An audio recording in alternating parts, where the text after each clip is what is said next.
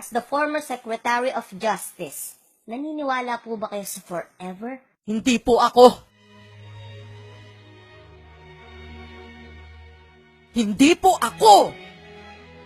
Hindi ako naniniwala sa forever na yan. Sa umpisa pa, iibigin ka lang. Tapos iiwanan ka lang. Ipakulong mo na ako, Duterte. Total sa kalungkutan, matagal na akong nakabihag. Para sa inyo po, anong ibig sabihin ng pagmamahal? Fuck love! Don't trust anyone!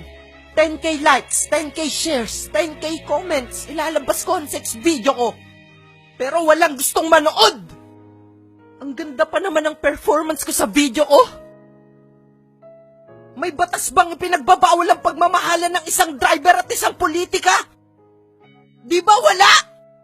Ang lakas niyang bumayo!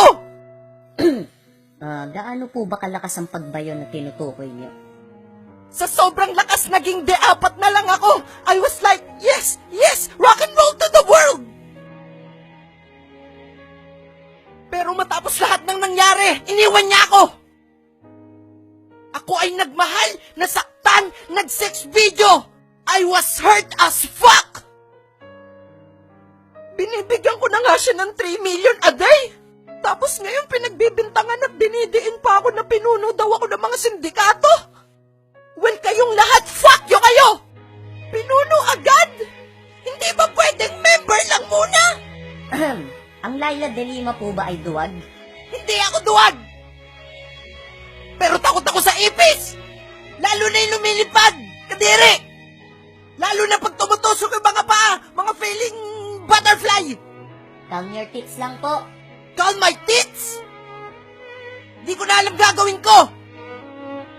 Iniwanan na nga ako ng driver ko tapos pagbibintangan pa ako! Tama na!